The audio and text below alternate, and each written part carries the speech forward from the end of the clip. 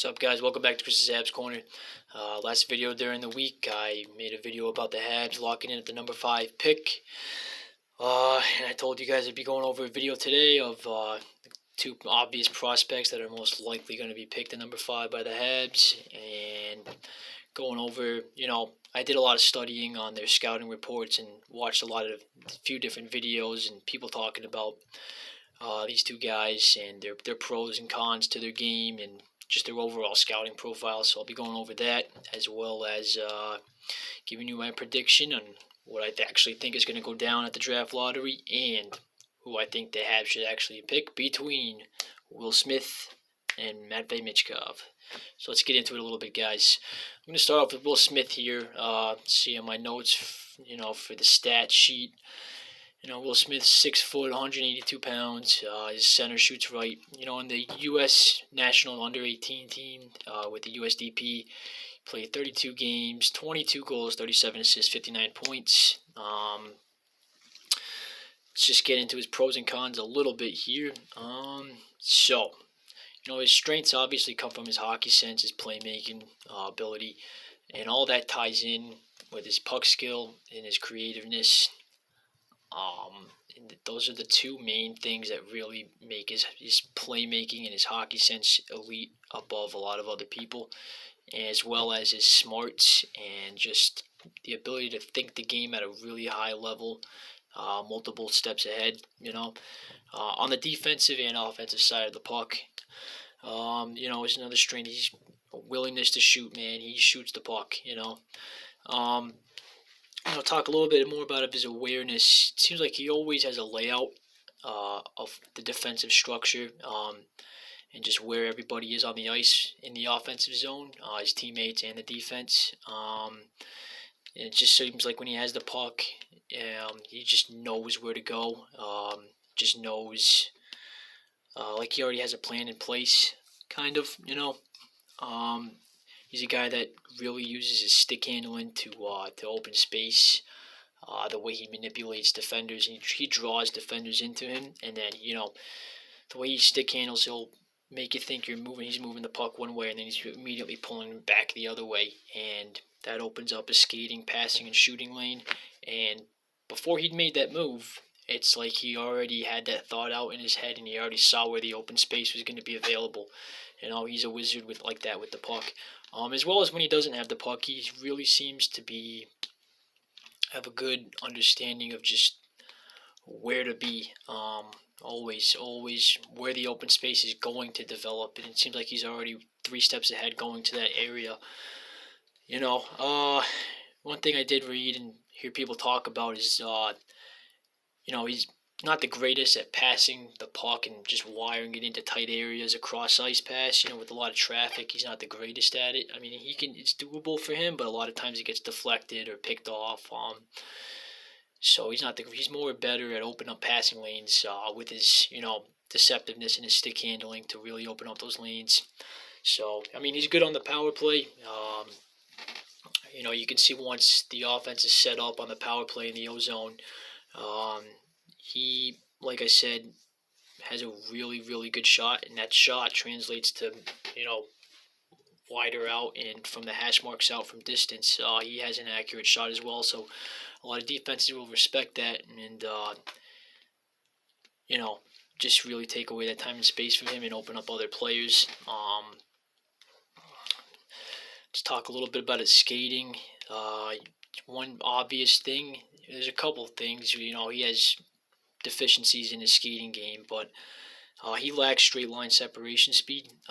He doesn't have the explosiveness off of being flat-footed to start pushing and then start going and really create separation off of a defenseman or anybody entering the zone. He can't build up that separation speed going through the neutral zone to push a defense back. Like I said, the way he makes space for himself is through his stick handling, not his straight line speed. He needs to rely more on give and goes and more tic-tac-toe connectivity plays in tight, kind of around with another player just in unison with him to create space maybe off of a rush, because he doesn't have that separation speed. He is agile enough, and he has good edge work where he has agility to his game. Going left, right. He's a pretty solid skater, but he's not elite with his speed at all. He just needs maybe some more development with it. I don't know how much more people really believe that he can develop his straight line speed. There's a lot of people that believe he can get it somewhat better. Bring it up to league average or slightly above league average, but he's never going to be elite with his straight line speed. His shooting, he's not, obviously, with his shot, he's not a perimeter guy. He attacks the middle, and, a lot of times when he has that layout of the defense, and it seems like he already knows what he's going to do with the puck when it's already on his stick, he'll already know how to manipulate a movement to open up space to drive to the middle and take the shot himself. He definitely has a shot first mentality in a lot of situations. He's not afraid to go to the middle of the ice. He's not afraid to drive towards the net with the puck. And a couple things that really make his shot good. It's not a hard shot, but it's deadly accurate, and it's deadly accurate from distance.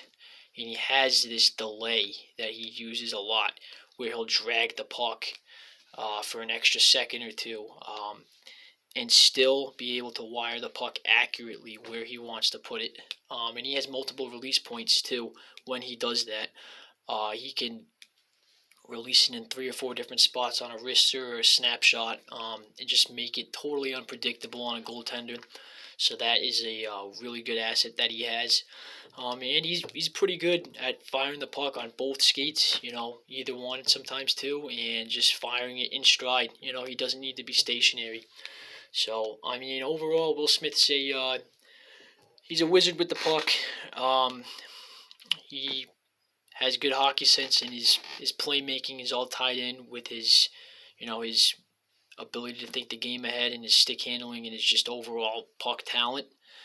It's not his separation speed at all, or his strength. He is a smaller guy. His strength, his size might fill out. He might get closer to 200 pounds as time goes on. You have to remember, he's, I believe, 18 years old, guys. So he will get stronger at gaining inside position on players along the boards and stuff as well. But all of that is kind of camouflaged, really, by his ability to think the game that much ahead of other players, right? It's that skill set alone is going to hide away how slow he can be, straight line speed, and just how fragile he kind of is, and just how not filled out his body is yet. So I think his brains are definitely going to overcome those things for sure. One little downside is also that he really tries to do too much himself sometimes. A lot of scouts talk about, a lot of videos I've watched also talk about how he really won't use his teammates when he needs to in the offensive zone when he has the puck, to try to free himself up in another open area and then retrieve the puck back. He'll just try to make way too many moves and dangles with the puck around people, and he'll just turn it over. So he could make a tad bit less selfish plays and a tad bit more of just generally utilizing his teammates at times. Also, so I obviously top 6 forward, probably a top 3 forward on a team for longevity, and just a really elite centerman that in most draft years probably would have gone number 1 overall, if it wasn't for this year, in my opinion. I'm going to take a quick break, get a drink of water, and we're going to come back and we're going to talk about Matvei Mitchkov, guys. Don't go anywhere. All right, welcome back, guys. I'm back. Talk a little bit about Matvei Mitchkov. Excuse me. This is the one that everybody talks about, the big risk. 148, only 148 pounds, 5'10". He played 30 games overall in the KHL between a couple different clubs, I believe. He had 9 goals, 11 assists, and then in KHL's version of the minor leagues, the VHL, I'm not 100% sure, 12 games played, 14 points. For what it's worth, his point production in the KHL this year is above a lot of Russian superstars in the NHL. Malkin, Ovechkin, Kuznetsov, Kaprizov, etc. Is a very, very special player. Obviously, because of his contract situation, he falls down a little bit in the draft. That's why he's ranked around 4th or 5th. We all know he would have easily gone number, if not for Connor Bedard and if not for his contract situation, number 1 draft pick any other year,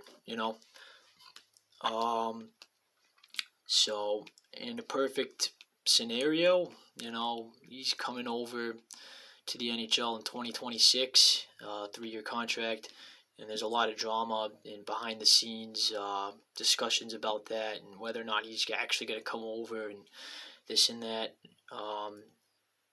Look, guys, all I'm going to say about that is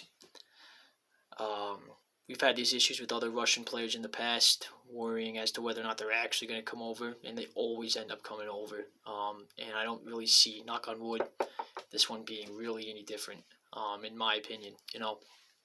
Talk a little bit about his game. Look, guys, his hockey sense and his playmaking abilities are out of this world. He really sees plays right in front of him. He's all offense. I mean, there really should just be a whole section of what he does great, and it's just offense, okay? Overall, his defensive game is not the best. A lot of times it really seems like he just doesn't care. He'll be gliding or just kind of floating around in the offensive zone. Sometimes he'll be way up high near the blue line and not even low enough in coverage. He'll kind of just not stay with his man and not be aggressive enough on his man in the defensive zone. Just doesn't look like, honestly, he cares too much in the defensive zone, But in the offensive zone, as far as his compete and his overall passion for the game is obvious. He's always battling for pucks. He's always gaining, he's always trying to have that extra edge, gaining inside position on defenders. He's not a perimeter player. He drives to the net. He has good net front presence, and he stays in there and takes a beating in front of the net. You can see that. So he has compete level as far as outside his defensive zone, It's just that his defensive game really needs to shore up. I don't know if it's an effort thing or if he just doesn't simply know how to play defense, which really doesn't make sense because you would think of how smart of a player he is offensively, it would translate to his defensive game, which probably leads me to be in the opinion that I don't think he really cares, guys, about playing defense a lot of times. So that's that. He did have a knee surgery over this. I believe it was over a couple of months during the season, and he came back and finished out the rest of the season on a torrid pace, putting up a relatively good amount of points.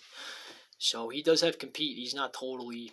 It's not like he doesn't care. He definitely has an effort level and a passion to the game. Obviously, a little bit about his hockey sense and his playmaking abilities. He understands defensive structures and where everyone is on the ice, like most elite players.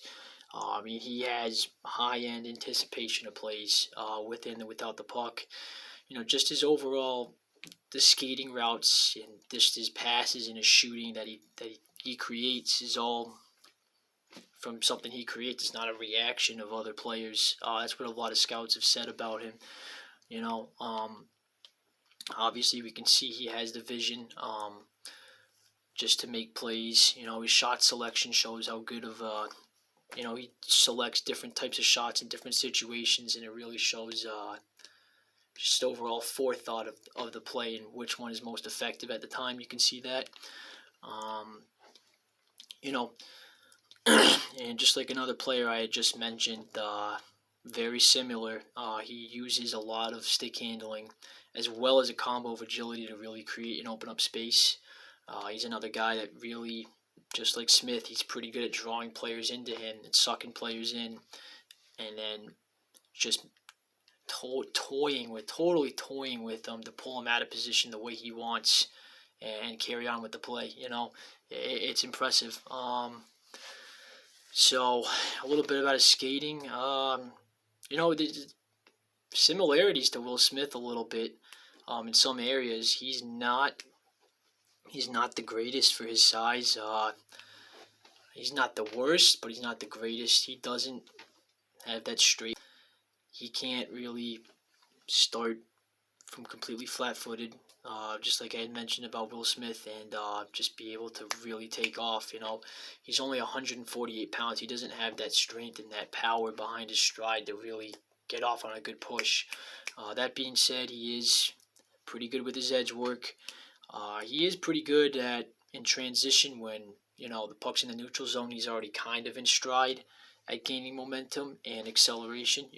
Especially off of a crossover, you can see, and a lot of scouts talk about in their videos how much acceleration he's able to get when he's already in stride and he crosses over and he's able to cut back the other way in the neutral zone. He can gain speed that way. For the most part, I think he already understands that his straight line speed is not the greatest, so he already uses a lot of give and goes and a lot of just utilizing his teammates on rushes to open up space. So that's good to see. It just shows how smart of an intelligent and understanding his own skill sets is. He is a little bit of sneakiness, to his skating. Like I had said, he does open up space for himself, not only with his stick handling, but he has stutter moves and little shakes with his skates to kind of pull defenders out of position too, as well in the offensive zone, behind the net, on the half boards, coming down to just a general skating lane. So that's a pretty nifty attribute that he has. But he has, like I said, not straight line speed, but he has fluidity, and it's loose skating. It's not choppy. It's just he doesn't have that speed, guys. Overall, his passing game, he has a very well thought out avenue to offense. He has a clear cut plan. For every scenario that happens in the offensive zone. It seems like he hasn't totally made up his mind, but he already has a pretty solid idea of what he wants to do and how it's all going to fold out. He has a purpose. That's the word. He has a purpose to everything he does with every movement. His stride, every stick handling move, every pass. It's all part. It seems like it's all part of a plan that he has, right? Like I had said, whether it's just a stutter step with a skate and then a toe drag move to open up a movement lane, he already has a master plan in his mind of how that's going to open up another passing lane and connect the dots back to himself again in another open area of space. So what I really stood out to me, and a lot of scouts talked about it, and I noticed it, is his patience with the puck in the offensive zone, and his stubbornness to not give up the puck on a lame, dull play. Yes, sometimes lame, dull plays are appropriate of throwing the puck into another open area to let your teammate go battle for it. But he has the ability and the skill set to not have to do that sometimes when there's imminent pressure on him.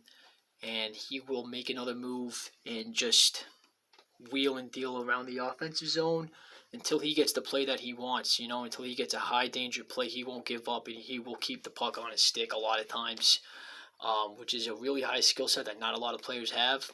You can't always do that 5-on-5 in the NHL. I mean, that's not going to totally translate 100% of the time in the NHL, but that is certainly going to translate well to the power play. I just think, obviously, these skills will transfer to the power play very well, just as an opportunity creator. Whether the power play is really aggressive coming at him, or they're more shelled up, more towards the center. He can walk right in, then make a move around a defender and then open up lanes how he wants them. Or, when, a penalty kill is really getting aggressive and coming out towards the boards, he's going to pull over, he's going to spin off and make a nice move right around him and open up another lane that way. Either way, that type of stubbornness to not give up with the puck and get what he wants is going to bid him well on the power play in the NHL, I think. Just really, he's just a master at timing his shots as well perfectly. He has the ability to really kind of look and angle his skates one way and shoot another, so you really totally don't know what he's going to do or where he's going with the puck in general. Like, he's literally looking this way and he can fire a wrist shot top right corner, deadly accurate. It's kind of scary, to be honest. You should check out a couple of his highlight videos of him doing that on the power play. It's very effective, Just talk about his shooting, though, overall, it's elite top-end shooting. He has the ability to get into better positions to shoot the puck, meaning he'll take the space that's given to him. When he's coming in on a high danger shot, he'll walk right in and then shoot it. He won't just shoot it right away. He definitely can handle the puck in tight, and he can shoot with pressure on him. When there's pressure on him coming in with someone's stick blocking the shot lane, or just he only has 1 or 2 release points left, he will still be able to get it on net with the accuracy he wants. The one downside is he's not absolutely horrible where it stands out so bad, but he's not the greatest at shooting in stride, guys. There's a lot of better players than him that can shoot in stride. He kind of needs to come to a full stop to be able to shoot the puck. Like I said, that's kind of why he's more of a guy that overall in the offensive zone, I think personally, he's really good once the team's set up in the offensive zone rather than off the rush. Because of his straight line skating and that he can't shoot the puck that great in stride. He's more of in the zone, not totally stationary, but just, not at full speed either. He really creates when they're labeled and set up within zone. You know what I mean? So that is the one downside to him. Other than that, everything else about his shot is just really, really, really good. He does have multiple release points, just like a lot of other players.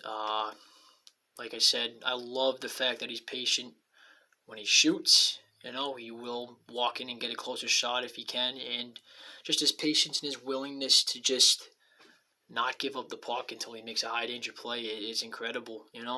So overall, this guy can do it all offensively. He's the stud offensively. He's a finisher.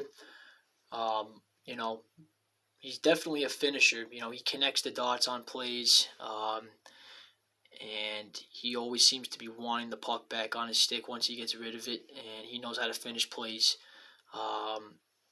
But he's also a creator. He's more of a finisher than a creator, but he's also a creator on offense. And I think his creativity levels will boost up at the NHL with more smarter and intelligent players that will understand his game a lot more, he's extremely skilled in every way, but he's really smart in every way offensively. Just 2 things that are really, really high on the charts for him right there. That's what makes him so valuable. He does need more physical improvements. He's only 148 pounds. But again, 3 more years in the KHL, his body's going to fill out a lot more. You could really potentially see getting him up to maybe, in an optimistic way of thinking, up to 180, 185 maybe. Maybe he'll have more power and explosiveness to his stride and be a little faster. You do want to see his compete level in the defensive zone boost up a bit. I really do think it's just his lack of care in the defensive zone, and that's not going to fly in the NHL. So he does need to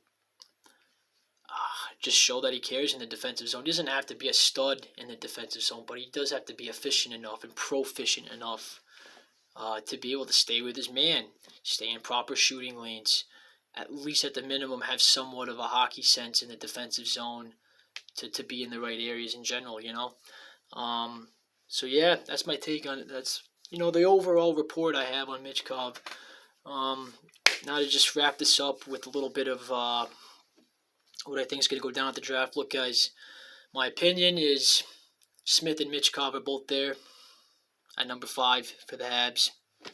You take Mitchkov.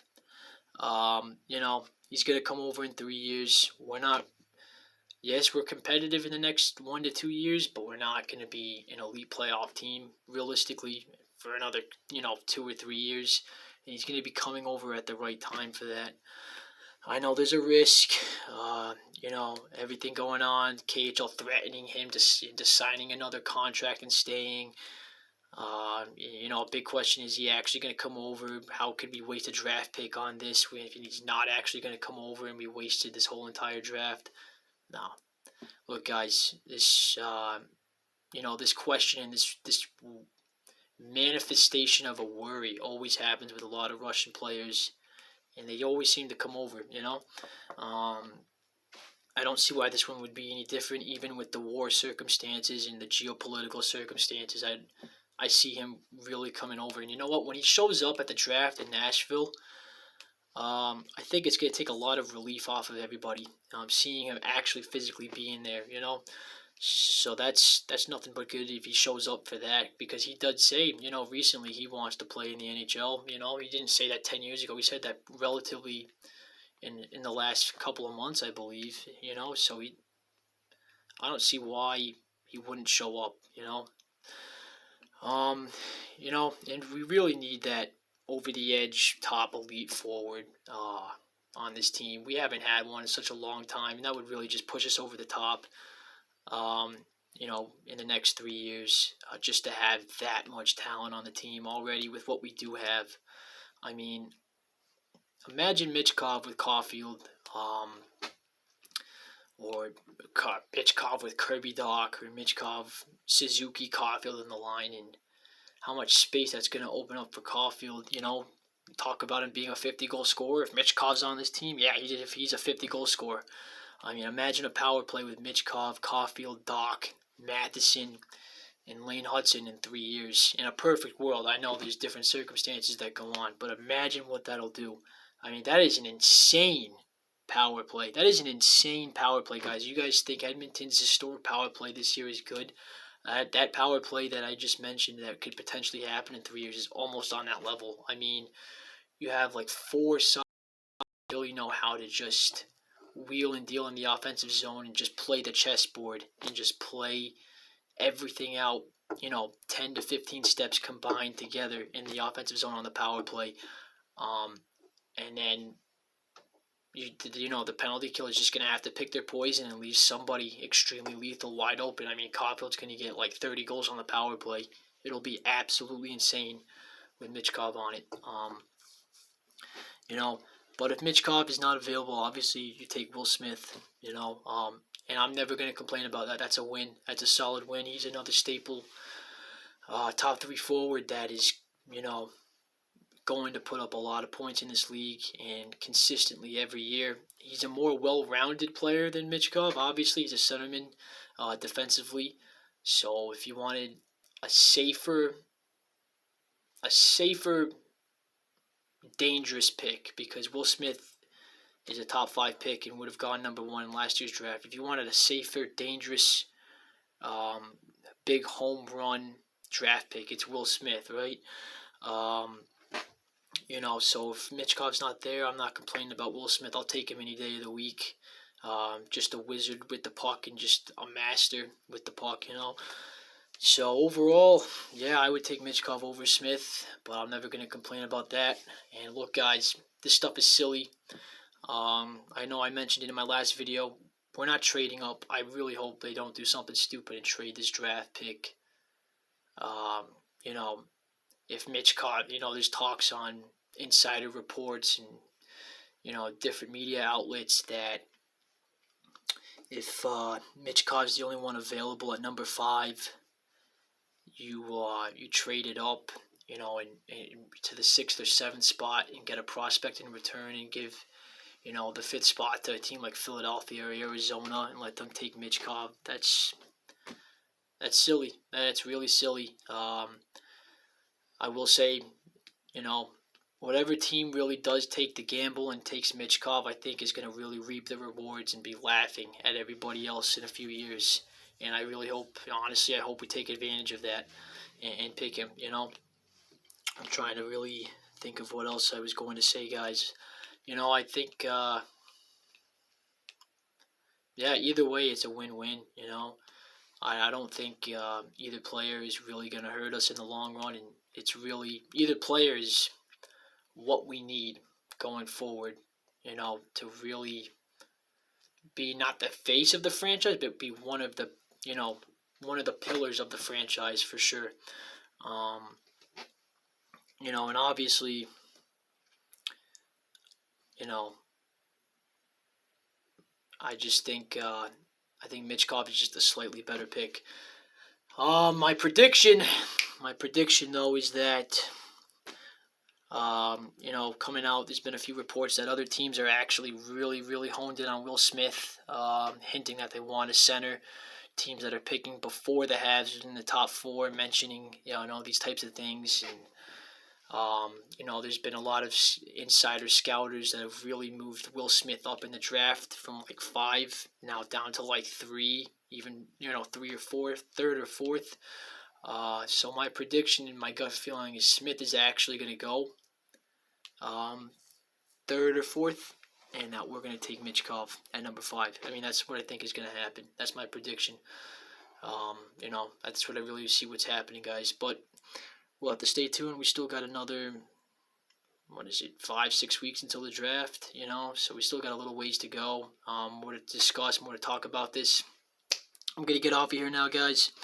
Let me know in the comments section what you think, if Mitchkov or Smith, which one you would take, and just your overall thoughts on the draft and your overall thoughts on trading up the draft picks, and just anything you want to talk about these two players, stuff, you think about, any comments you want to make, bring a good argument to the table. So let me know down below. Like and subscribe to the channel, trying to hit 100 subscribers. Let's go. Go Habs, go.